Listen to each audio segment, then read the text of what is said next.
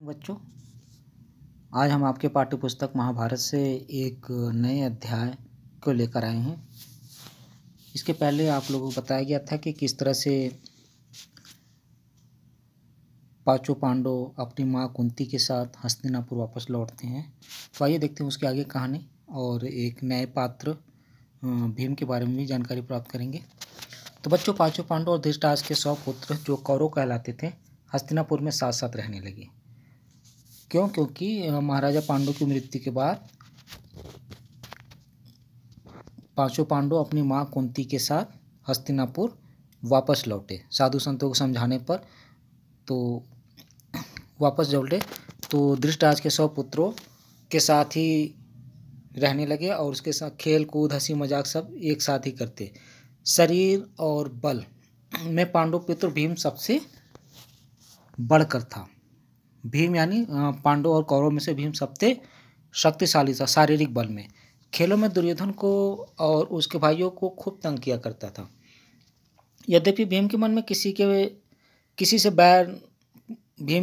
किसी से बैर नहीं रखता था और बचपन के जोश के कारण ही ऐसा करता था। बच्चों, जो भीम था बचपन में बहुत ही शरारती, कौरवों को और उनके भाइयों को मतलब दुर्योधन और उनके भाइयों को यानी कौरवों को काफ़ी परेशान करता था, तंग करता था, पर किसी दुश्मनी के कारण नहीं बल्कि बचपन के जोश में।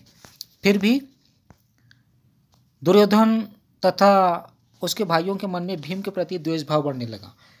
इस बात को लेकर दुर्योधन और दुर्योधन के जितने भी भाई थे सभी के मन में भीम के प्रति नफरत की भावना बढ़ने लगी। इधर सभी बालक उचित समय आने पर कृपाचार्य से अस्त्र विद्या के साथ साथ अन्य विद्याएं भी सीखने लगे। और बच्चों, समय के साथ साथ कृपाचार्य जो उनके राजगुरु थे उनकी देखरेख में अस्त्र और शस्त्र चलाना और उसके साथ साथ अन्य विद्याएं भी सीखने लगे। विद्या सीखने में भी पांडव कौरव से आगे रहते थे, मतलब हर काम में पांडव आगे रहते थे। इससे कौरव और खींचने लगे। इस बात को देखकर कौरव और भी उनसे नफरत करने लगे, उनसे ईर्ष्या करने लगे। दुर्योधन पांडव को हर प्रकार से नीचा दिखाने का प्रयत्न करता था।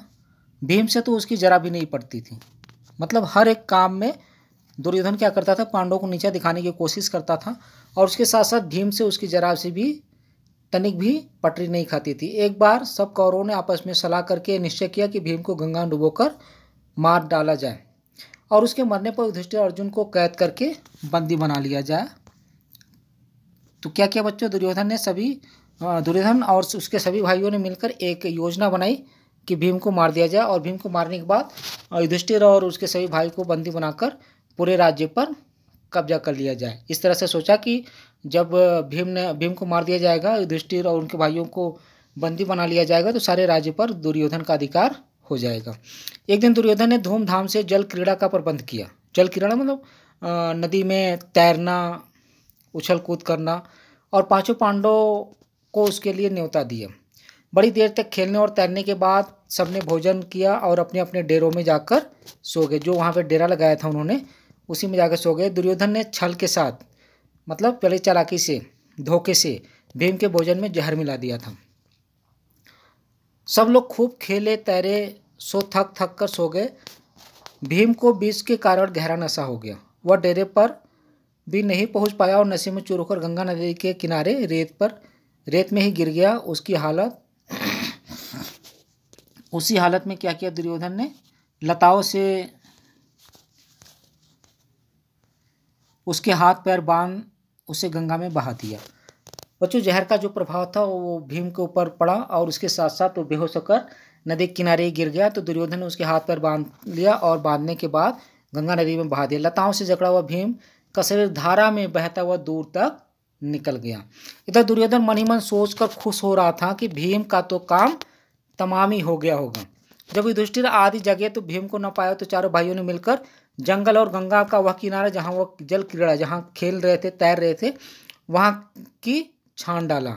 मतलब चारों तरफ उनके भाइयों ने भीम को ढूंढा। जंगल में, नदी के किनारे जहाँ पर वो स्नान कर रहे थे, पर भीम का कहीं पता नहीं चला। अंत में निराश होकर दुखी हृदय से वे अपने महल को लौट आए। इतने में क्या देखते हैं कि भीम झूमता झामता, बड़े मस्त होकर भीम झूमता हुआ चला रहे। पांडव और कुंती के आनंद का ठिकाना न रहा। भीम को आते देखकर भीम के सभी भाई और उनकी माँ कुंती काफ़ी प्रसन्न हुई। युधिष्ठिर, कुंती आदि ने भीम को गले लगा लिया और यह सब हाल देखकर कुंती को बड़ी चिंता हुई। उसने विदुर को बुला भेजा और अकेले में उनसे बोली। बच्चों, उस समय विदुर धृतराष्ट्र जो हस्तिनापुर के राजा थे उनके महामंत्री थे, और दुष्ट दुर्योधन जरूर कोई न कोई चाल चल रहा है। राज के लोभ में वह भीम को मार डालना चाहता है। मुझे इसकी चिंता हो रही है। कुंती ने विदुर से सारी बातें बता दी। राजनीति कुशल विदुर कुंती को समझाते हुए बोले, तुम्हारा कहना सही है, परंतु कुशल इसी में है, भलाई इसी में है कि इस बात को अपने तक ही रखा जाए। प्रकट रूप से दुर्योधन की निंदा कदापि न करना, नहीं तो इससे उसका द्वेष और बढ़ेगा। विदुर ने कुंती को समझाया कि ये बातें अपने तक ही रखना उचित होगा। अगर हम भीम की बुराई करते हैं, निंदा करते हैं, तो पांडवों के प्रति उसके दिल में द्वेष यानी नफरत की भावना और बढ़ जाएगी। इस घटना से भीम बहुत उत्तेजित हो गया, ज़्यादा जोश में आ गए।